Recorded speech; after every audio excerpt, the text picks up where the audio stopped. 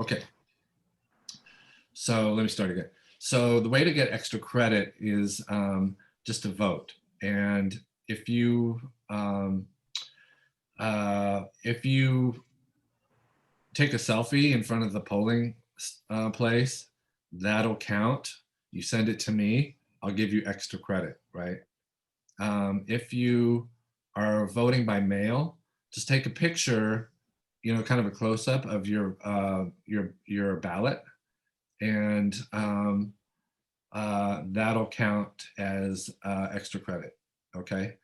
So I will have to say that, I don't care who you, well, I do care who you vote for, but I'm not going to advocate who to vote for, right? I don't like when teachers do that, right? And plus, I don't even know if I'm right or not. So, um, but I have my personal preference, and I feel like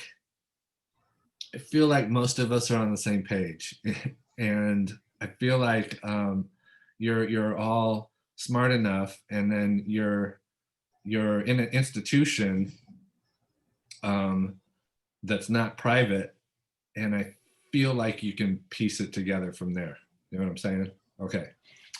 All right. So that's one way to get extra credit. I did mention, and I'm surprised nobody's done this. Maybe you guys are just locked up in your houses and stuff, but you can get extra credit by giving me examples of bad design, right? Do you remember that? Okay, so I think, not sure, I think one or two people have turned it in already, and it was easy. It was like an easy extra credit, right? I was like, oh, that's bad. Yeah, sure enough. And so, and then just to remind you that the uh, the easiest way to find bad design is just to drive around and look for one of those McMansions.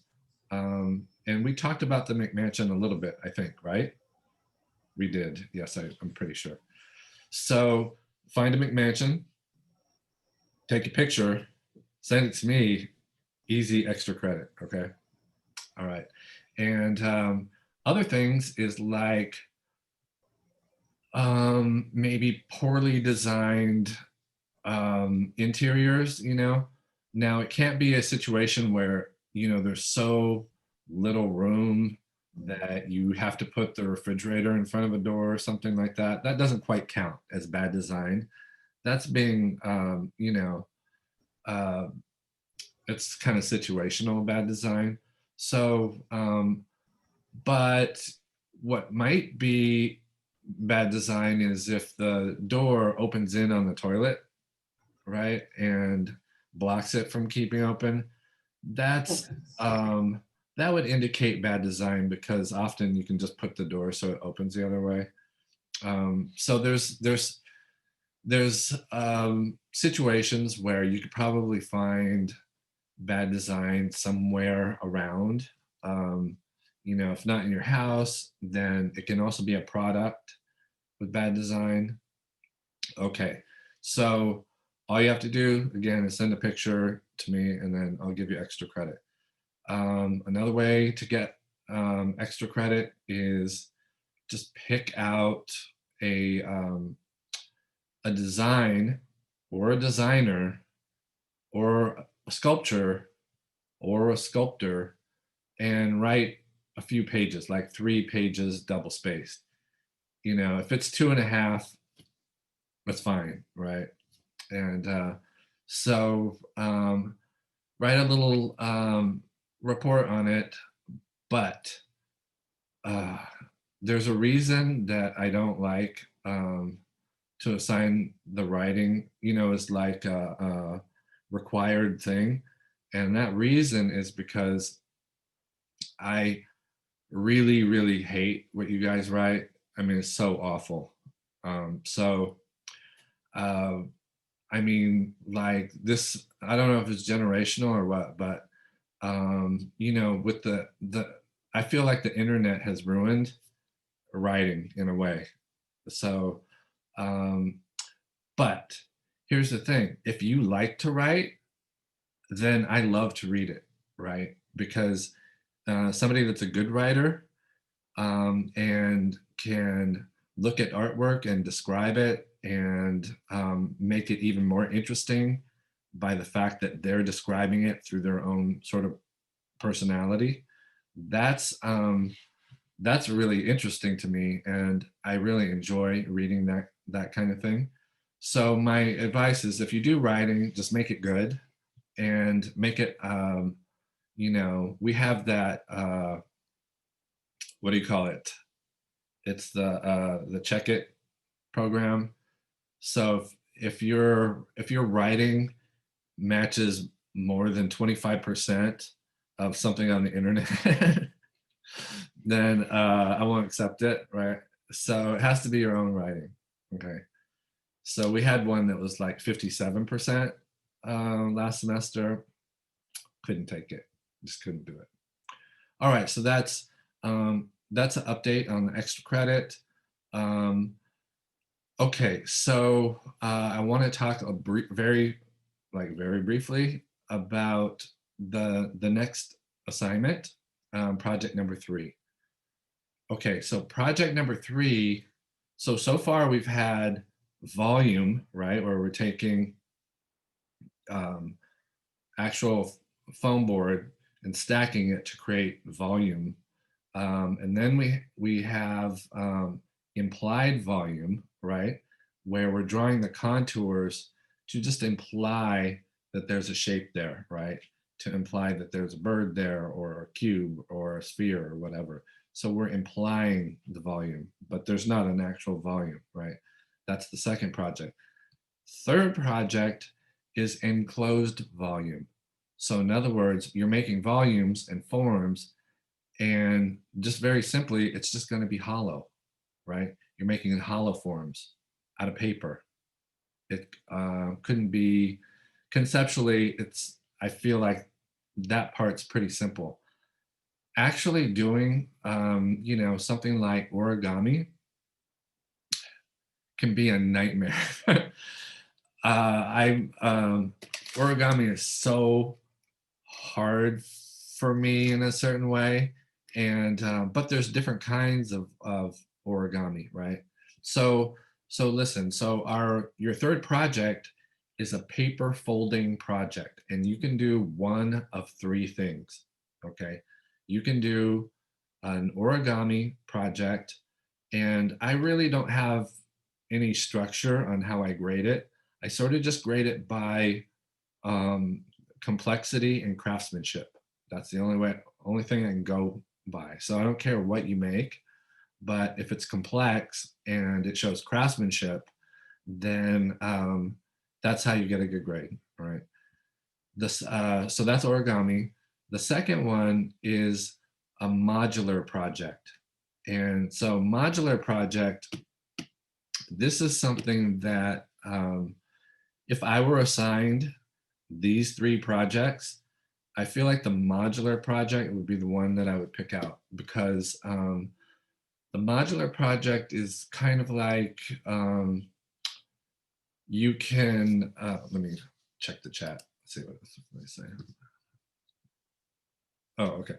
So the modular project is, I would pick it because you can sort of get into like, kind of a rhythm, like a tantric rhythm, because you'll have to do these modular pieces in repetition of at least 100, right? So, in other words, you could make 100 little cubes, right? All these modular pieces have to be the same. Okay, so they have to be the same, and then in the instructions, I say, oh, it has to they have to modularly fit together. And so when we went online, I took that rule out.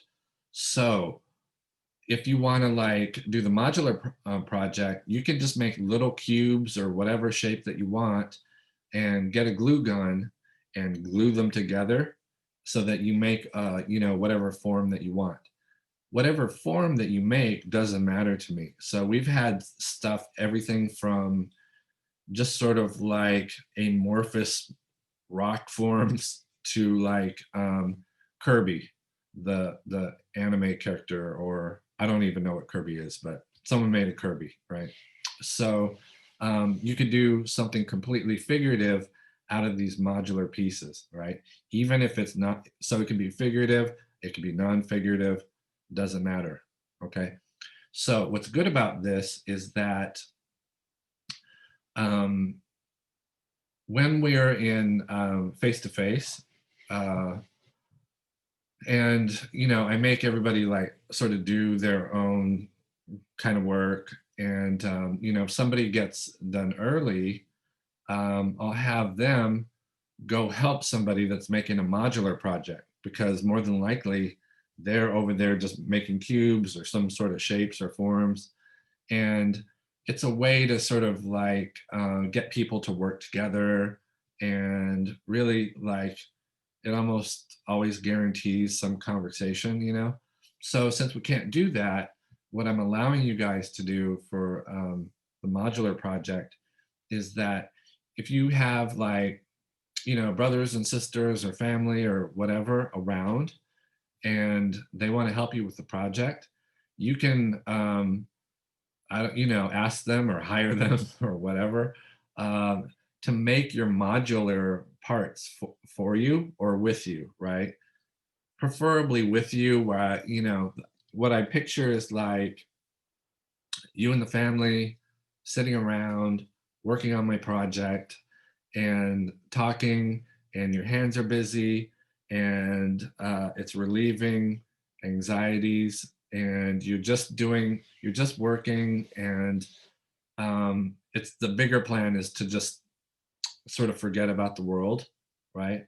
And so that's why I think like the modular project would be especially interesting right now, because it can be complex. In other words, you can one student, um, I don't know if you saw that orange sort of origami form that I have posted in the examples, but there's like 1,200 post-its, right? So they took these orange post-its, these the exact ones, and formed little modular pieces that sort of stuck together, and it made this quite beautiful, really complete, almost like pillow-shaped form.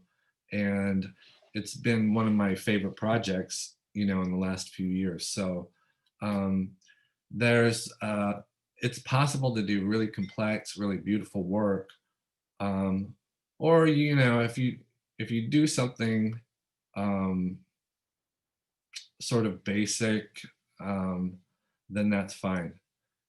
Okay, so not that I'm worried about any of you cheating, but um, last semester, I can't believe this has happened, but last semester, one of the students decided to cheat on this project, on the origami project, right?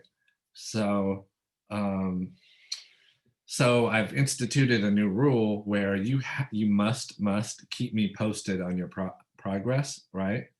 So that way we don't get to the end of the project and you've posted something that you just ripped right off of Instagram. So don't even try it. This person was shocked that I caught her. Yeah. And I just did the technology is so amazing now, but there's programs, you just drop in the image and it does a search for you, or image search. And so I found this image on like the Japanese Instagram, right? And done by Origami-chan 1515. And so I asked the student, I was like, hey, are you Origami-chan 1515? And she was like, nope. But she tried to lie. She's like, that's a friend of mine that helped me with my project. And I was like, oh boy, all right. So with the, there's one required update, but I really, really want you guys, especially project 3, I want you to update me and show your progress along the way. Okay, simple. Okay, so that's the modular project. The third project is, the third part of project number 3 is you can also do a pop-up. You can do a pop-up, and again, I don't really have a set grading criteria. That's why I don't, that's why there's no, what do they call rubrics. That's why I don't like rubrics, right? I just grade them, right? So it does say that your pop-up should be an architectural pop-up, but since we've gone online, I've taken that requirement out. So it can be a pop-up, it can be of anything, and the advantage to doing a pop-up is that um, I have more pop-up references and information, and you know, uh, one of the teachers here is like, that's all she does the whole semester is the whole class does pop-ups for 3D design. So I have just this backlog of reference that you guys can use. And so if you need, like, if you don't know where to start or which project to pick, maybe that's the one, because there's plenty of information internally. That's not even talking about, YouTube and those tutorials out there. That's all the stuff that I have, and it's all in Canvas. Okay, so um, the reason I'm telling you this now is I just want you to start getting an idea in your head. And if you're done with your project already, a few of you are, you're free to like start working on, just trying out some origami, etc. Tape a few modular pieces together. Like I have this one. It's backwards. So the student did, I don't know, about 120 of these. And when he glued them together, made these beautiful like cauliflower sort of forms. And each one of these, the first one took like half an hour, and then the second one took like 10 minutes, and then all the rest of them just took like a minute, right? Because you get in a system. And so this is fairly complicated. It doesn't need to be like this, but this is a good example of someone that did the modular project. Okay, what was I gonna say?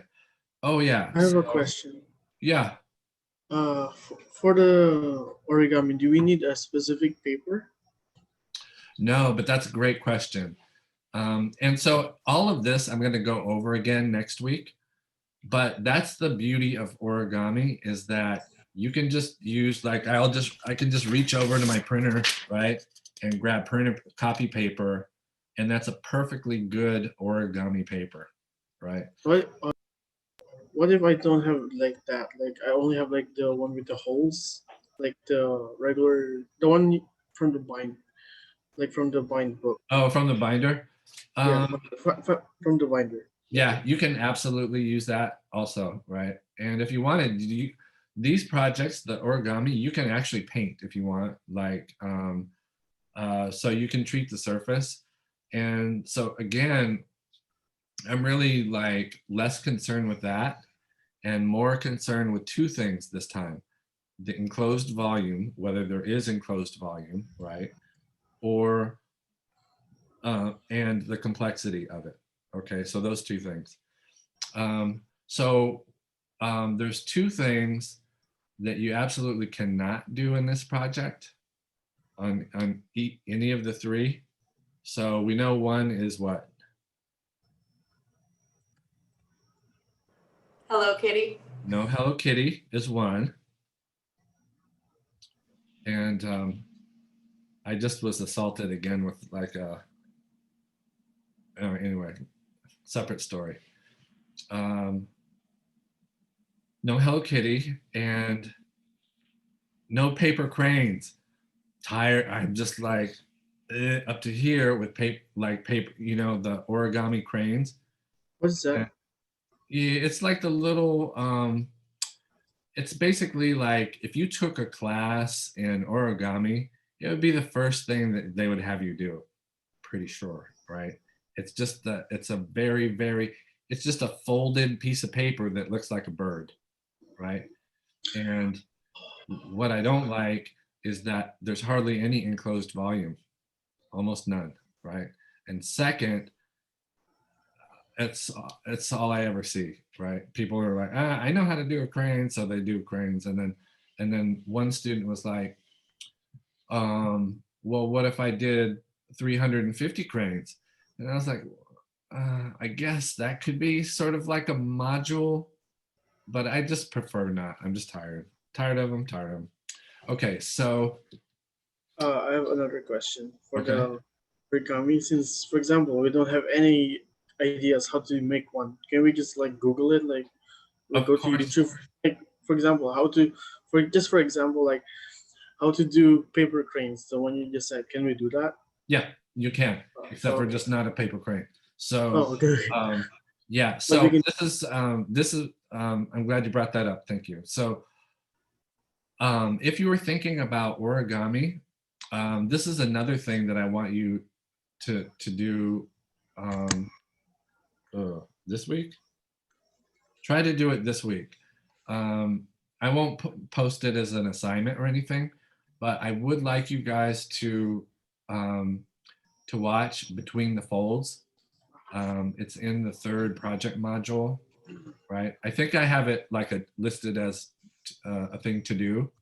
All right, so watch that, and I show you that film because first of all, the people that are in there are just completely compelling personalities. I like um, there's one guy the he's like this MIT. He's the youngest.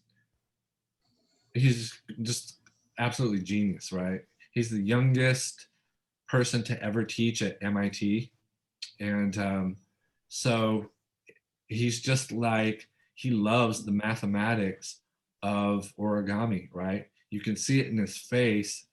He sort of glazes over. He's just sort of mesmerized by the math and the physics of it, right?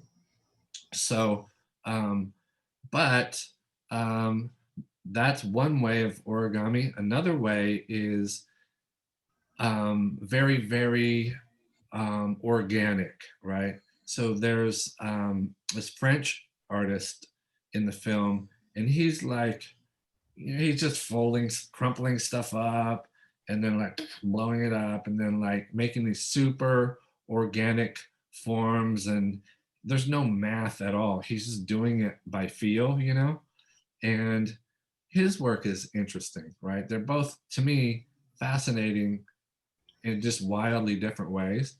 And so the reason I want you guys to watch it before you decide on what to do, I'm not trying to peddle, I'm not trying to push origami, but I want you to watch it so you can decide for yourself because it's not for everyone, right? It's it can be like super complex. It can be way too organic. Um, Personally, I can't do it. So it takes way too much patience. I was gonna make something and just as sort of an example for you guys, and I was like, man, I'm screw it, and so I didn't feel like doing it. But a student made something for me for extra credit, and so check this out. Um, Wait, I'm gonna turn my light on. Can't see it. I'm gonna. I got my camera. I'm gonna do something different here. Hold on. Wait.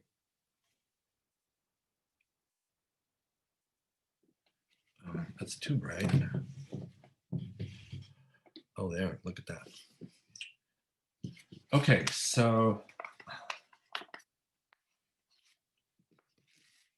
this is. Oh gosh, now I forgot the word. It's like a deck octa. dodecahedron. I forgot the name of it, but it's a pretty amazing form because this actually folds into this. So in other words, this can become this and this can become this here, look. Right, so now that's the decaoctahedron thing. And then it can like come back, and then this can be the container, right? See there. So then, and that's the first time I've actually made it work correctly. Then this fits inside, and then it fits all together, right? So this student turned this in for fun. Her project was separate. She just did this for fun, and I would have given this an A easily, right? So, and I think that I ran across there's a YouTube video on how to make this, and so she was like, "Oh, it was easy," and I was like, "Well, you know, there's a kind of a personality set that it is easy for some people. That's not my personality set. Like this is this would be very difficult for me. But if you can do something like this, look at the enclosed volume. There's all sorts of it, right? Like that's an enclosed volume. That's already an enclosed volume. And you can put them together and it's like a double enclosed volume, right? So that completely satisfies the criteria of the project. And, you know, I felt like she just did this in maybe a few hours at the most. So this is an option. And, or you can do, someone turned in, what's it, a crocodile or maybe as a dinosaur. And it was totally organic, but also lots of enclosed volume. So, you know, it was twisted and, you know, she dipped it in water so that it would form in a certain way. And all of that's fair game. Okay. All right. So that's that. All of this I'm going to go over again next Monday, but I was just hoping that I could get you guys to watch the Between the Folds before then. And again, it's just so that you can see if origami's for you or not. And but it's also interesting that there's all sorts of different personality types that I do have the alligator. Yeah. It's not here. Hopefully I have it. I think I have it online somewhere. There's some projects they're on my computer at my day job, which I can't get to because they won't let me in the place. But the alligator is awesome, so I'll try to find that. Okay, so I think that's it. So let me just show you a couple of just little wire bending things just going into this week. Okay, so let me see if this is. All right, this is my spectacular. I wish you could see my setup here. It's pretty like. Here.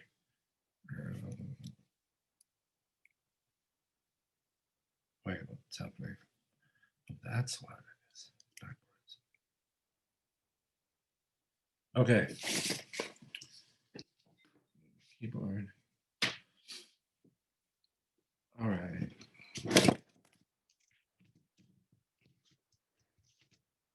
So somebody, is that person here? Person's not even here.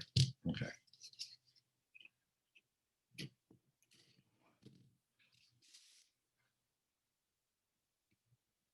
Somebody was asking me, I think online, how to straighten the wire if it's crooked. Okay, so I'm not sure if it'll work on this surface, but oh, I know what it will work on. Or then you can't see it. Well, I'll just show you here.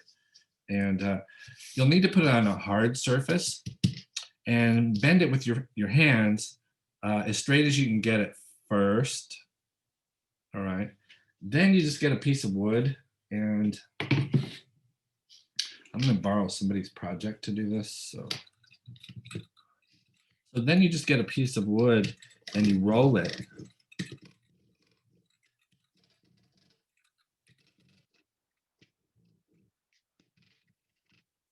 And it totally straightens it out, right? Simple. And I don't know if I don't know if you saw the little wire project, but this is what if you take 34B, this is what you work on, stuff like that. Okay. Okay, so in order to straighten out wire, you just get it between two flat surfaces and you roll it together, and it's pretty easy. The only trouble you might have is if you try to do it on a surface that's too like glossy or smooth, like glass or like a granite countertop, it'll just sort of slide around. So if you have two pieces of wood and roll it together, that's probably the best way to flatten out the wire if you want to do that. Okay? Okay, so that's that. The other thing I wanted to show you a couple of things. And what have I done? Okay, so in one of the meetings, someone asked how to make, because I was showing them the gun that I have. I've showed you guys that little gun, right? Within the gun, there's like straight wire that's been wrapped, and it makes a really straight, perfect line with twisted wire.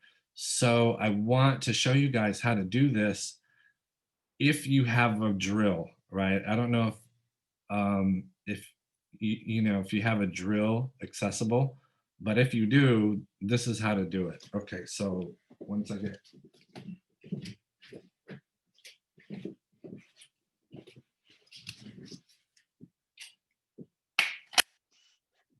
okay, there's my drill.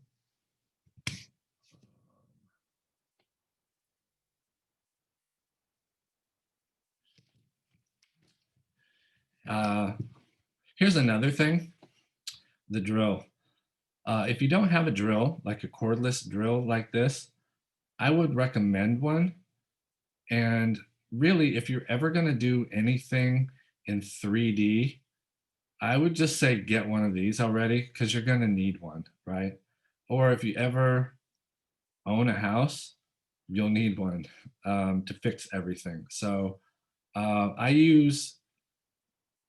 do a lot of design work and construction, but even when I'm not, I probably use this like 3 or 4 times. I see that, Dom. I see what you're saying. Do you guys see that? She says, don't get Ryobi. All right, here's my quick argument for Ryobi, right? It's first of all, I have and I can almost guess what your issue is with Ryobi. It's the battery dying, correct? That's correct. Okay, let me tell you how to avoid that. So first of all, Ryobi, the battery fits with everything that Ryobi makes, right? So I have literally about a dozen items that run off, like I have a weed whacker, I have various drills, I have a little saw, a flashlight, all of it runs off of the same battery. So I never have to, I have a few batteries that run all of it, right? So that's very handy. Here's what you can't do. So this is the full size, it's the 2-hour battery, right? The 1-hour battery from Ryobi is awful, right? It lasts, I don't know why they even try to sell it. But the battery is on everything that they sell it, and it comes with the half battery. Okay, what happens is if you charge it overnight, it kills the battery, right? So if you leave it on the charger, which you should be able to do, it immediately wipes out the battery. And even if you take care of it, that little battery dies within a couple months. And that's the biggest issue with Ryobi, right? But if you invest in the bigger battery, um, it lasts as long as just any other cordless, right? So it's not the greatest, but I go through I almost feel like I buy some equipment almost at a disposable level, right? Like I know I'm going to brutalize this thing, so I'm not going to like plunk my money into one that's like $350, right? I'll plunk my money into one that's $50, and it'll probably last, I don't know, almost as long as one of like the Hiltis or something like that. So anyway, that's um, I use Ryobi just because it's really efficient. Okay, so enough about that. Okay, so to twist the wire, what you want to do is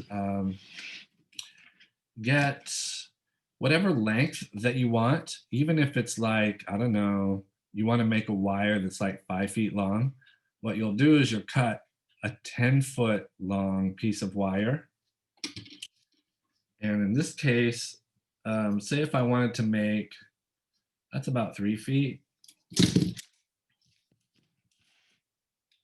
Okay, so what you do is you take the ends and you make sure it's nice and even.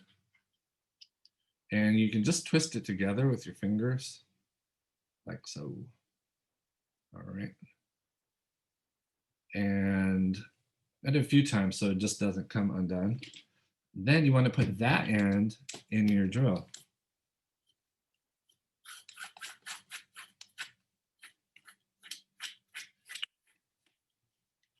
Okay, so get it nice. Yeah, it has to be really, really tight because you're really pulling against the wire.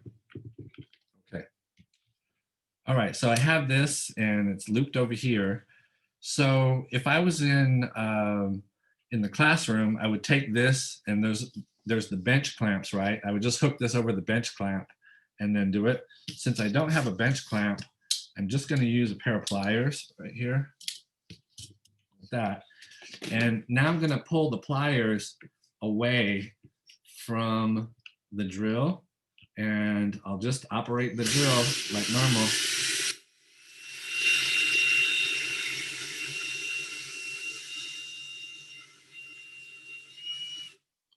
Okay. Then you get your wire cutters.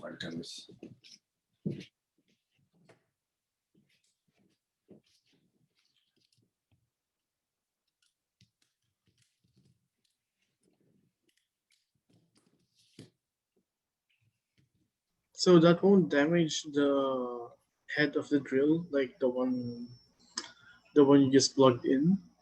No, right here. Yeah. No, it's the reason is because this wire is relatively soft, especially compared to the little drivers that you put in there. Those things are hardened steel, right? So this is pretty soft, and if you get it in there straight, it won't it won't torque the jaws at all. But look at that's a pretty nice line, right? It's very, very consistent. Yeah. So that's how that's one reason I required this wire. There was somebody that was working on this and they had the wrong wire. I don't think it was from this class, but um, there's several advantages of why I wanted you to get this wire specifically, and then that's one of them, right? So that you can twist it, and it's soft, and it's workable, and it's very, very consistent. Okay, so that's that. And I'll do one more little thing, and then I'll let you go. So I know I said 15 minutes and now it's 45 minutes. That's just me in a nutshell. All right. Okay, about that, the end.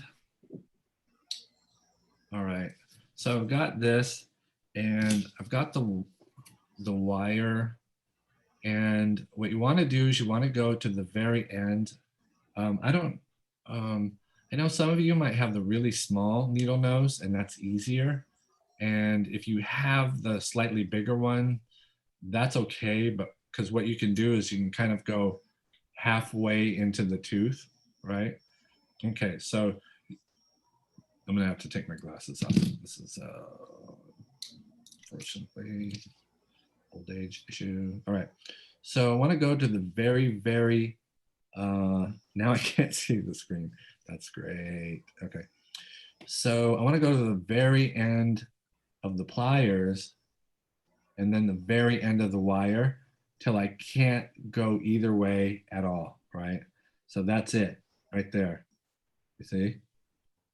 End to end, as far as I could go. Then here's the part where people are kind of messing up, and I didn't really say it in the video. I don't think. So you want to get a super tight grip on the pliers, right? And you might not even move the pliers much, but you're going to take your thumb and you're going to wrap it around the end of this and then twist at the same time, like that. Okay. So the idea is you want to make, okay, I need my glasses again. You want to make the smallest little tiny hook circle as possible, right? Okay. So I noticed and it's one of the things I look for when you do the wire exercise is I look to make sure that everybody's got at least this hook, you know, this little circle ballpark, right? And pretty much everybody did. But before you start your project, I want you to really improve, right? So get as good as you can, even if you have to practice, you know, a dozen times. Just make like 10 of these until you've got the smallest possible little hook. And then to connect it,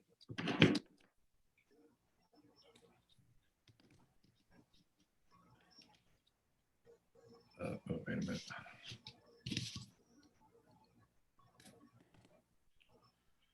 Okay, so now when you put it in the pliers to hold it, now you won't probably do this in, you know, I'll just say that the regular pliers are better because the teeth are a little more defined. And so I'll put it in here. You want to flatten it out so that it's nice and even. And I'll put it in here as perpendicular as I can, right? So, Oh, can you rotate it? Like, oh, it's like, oh, okay. yeah, like that. So if I get it sideways, say, you say like that, A little bit up, like that. yeah.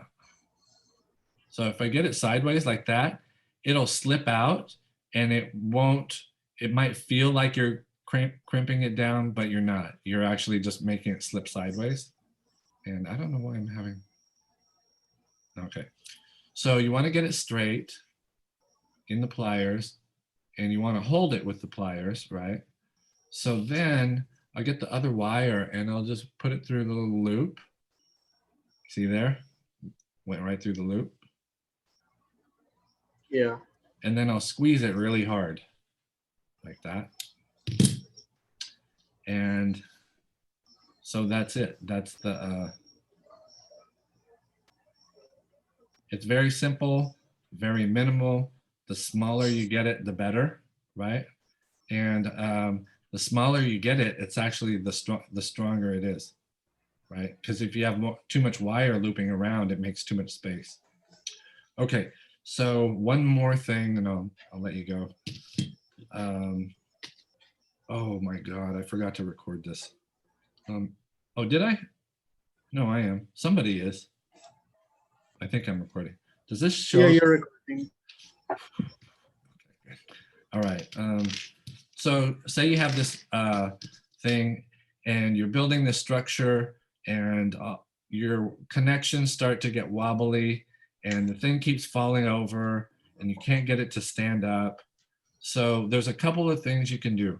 If you want to like use tape and temporarily tape your project together while you form the whole thing and then take the tape off later, that's totally fine, right? Um, in fact, I encourage that. That's smart. Um, you can also make a brace or a splint. I'm gonna move my camera because this is not feels wrong. There, that's better. Okay, so say this is wobbly. I can get a wire and more or less straighten it out as much as I can. And then to make a like a 90-degree, I'll put it back in the pliers, right? And then take my thumb and just like blurt like that. And that makes a nice, perfect 90 degree, okay? So then I'll take it and I'll match it right up with the area that's wobbly. And I'll just take it and just simply twist it in.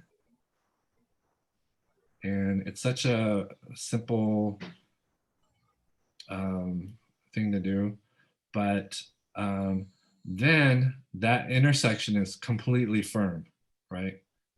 And so you can leave that in if it works with the, your drawing, but if not, you can take it out. You can build your whole project and then be like, okay, everything's together.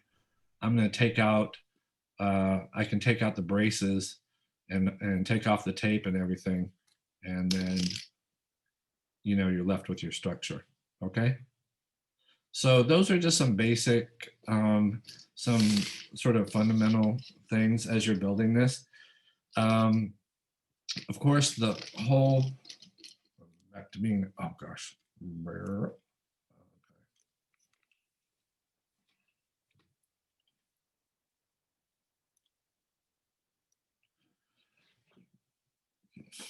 Okay, there we go. So of course those are tips, but what I want you to like realize in this project, I want you to use your sort of problem solving skills, right? I want you to imagine how to make these connections where that are beyond this, right? So when you get to a corner or something, and you don't know how to do it, I want you to figure it out, right? So I want you to use your own MacGyver skills. You guys know MacGyver? Dom does. No. I lose more and more people every semester. Dom. I know I'm old too. So so MacGyver was this guy who would make life-saving devices out of ordinary household items. And then there was a whole TV show about it.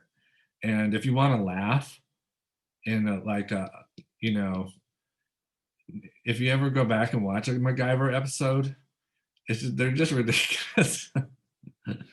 So that's your extra credit. No, I can't give you extra credit for watching MacGyver. That's ridiculous.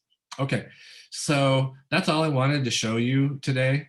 And just to make sure that you guys are kind of like doing okay and nobody's like stressing out or panicking over this project.